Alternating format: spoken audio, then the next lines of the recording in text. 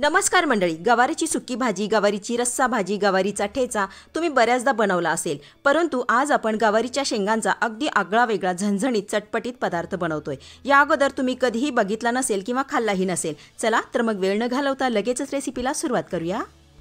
त्यासाठी इथे मी 1 वाटी निवडलेली गवार घेतलेली आहे। त्यानंतर ही गवार मी स्वच्छ धुवून घेतली आहे। तर सर्वात अगोदर ही गवार आपण मिक्सरच्या भांड्यामध्ये काढून घेऊया।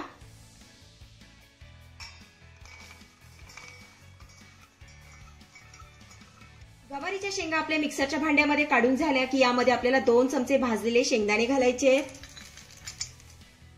त्यानंतर 2 चमचे सुकं खोबरं किसून छान असं भाजून घेतलेलं आहे, यामध्ये घालूया। त्यानंतर 3 ते 4 लसूण पाकळ्या यामध्ये घालायच्या। त्यानंतर अर्धा इंच आलं घालूया आणि 2 हिरव्या मिरच्या यामध्ये घालायच्या। त्यानंतर याला झाकण लावून मिक्सरवरती दरदरीत असं फिरवून घ्यायचंय।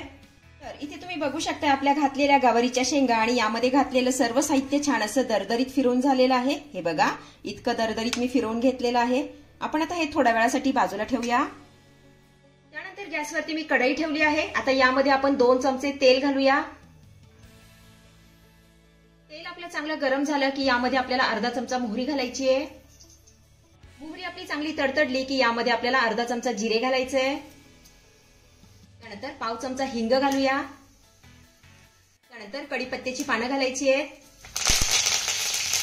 त्यानंतर 2 ते 3 लसूण पाकळ्या ठेचून घेतलेल्या आहेत, यामध्ये घालूया। त्यानंतर हा लसूण आपल्याला सोनेरी रंगावर चांगला परतून घ्यायचा आहे। लसूण आपला चांगला सोनेरी रंगावर परतून झाला की यामध्ये आपल्याला 1 उभा चिरलेला कांदा घालायचा आहे। आता हा घातलेला कांदा आपण छान असा मऊसूत होईपर्यंत परतून घेऊया।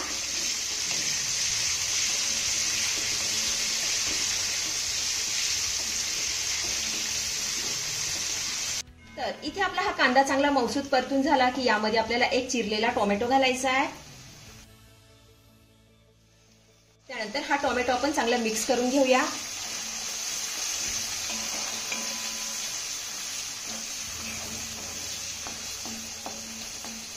टोमॅटो आपला चांगला मिक्स करून झाला की यामध्ये आपल्याला मिक्सरला फिरवलेल्या गवारीच्या शेंगा घालायच्या।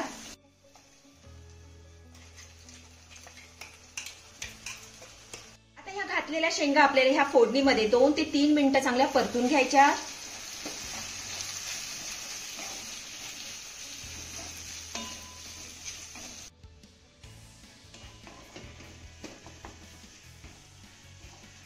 तर इथे आपला हा गवारीचा ठेचा फोडणीमध्ये चांगला परतून झालेला आहे, याचा कच्चापणा सगळा गेलेला आहे। आता यामध्ये आपण काही मसाले घालून घेऊया। 1 चमचा घरचा काळा मसाला यामध्ये घालूया। त्यानंतर अर्धा चमचा यामध्ये आपल्याला काश्मीरी लाल मिरची पावडर घालायची आहे। त्यानंतर पाव चमचा हळद घालूया। त्यानंतर अर्धा चमचा धनेपूड यामध्ये घालायची आहे। त्यानंतर पाव चमचा गरम मसाला घालूया। आता हे घातलेले सगळे मसाले आपल्याला पुन्हा 1 ते 2 मिनिटं चांगले परतून घ्यायचे।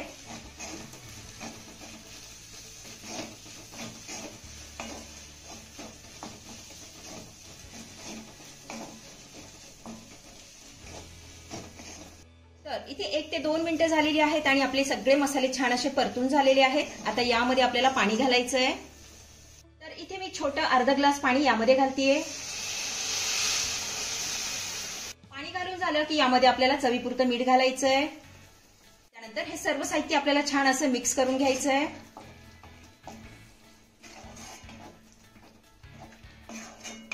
इथे तुम्ही बघू शकता आपलं सर्व साहित्य छान असं मिक्स करून झालेलं आहे। आता यावर आपण झाकण ठेवूया। गॅसची फ्लेम मीडियम करायची आहे आणि मीडियम फ्लेमवरती आपल्याला हे 2 ते 3 मिनिटं पुन्हा छान असं शिजवून घ्यायचं आहे।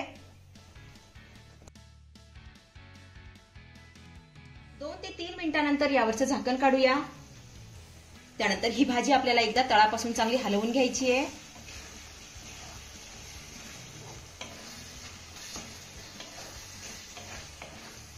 तर इथे तुम्ही बघू शकता आपली ही भाजी छान अशी मऊसूत शिजलेली आहे। तर झणझणीत चटपटीत असा गवारीच्या शेंगाचा खिमा बनवून तयार झालेला आहे।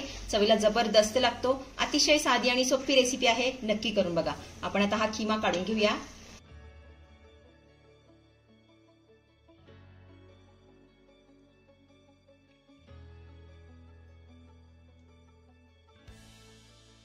तर मंडळी, आजची रेसिपी तुम्हाला कशी वाटली, आवडली असेल तर मला कमेंट करून सांगायला अजिबात विसरू नका। आणि हो, सर्वात महत्त्वाचं म्हणजे खाली असलेलं सबस्क्राईबचं बटन दाबून शेजारीच असलेलं घंटीचं बटन दाबून ऑलवर क्लिक करा, जेणेकरून येणाऱ्या माझ्या नवनवीन रेसिपींचं नोटिफिकेशन सर्वात आधी तुम्हाला दिसेल। धन्यवाद।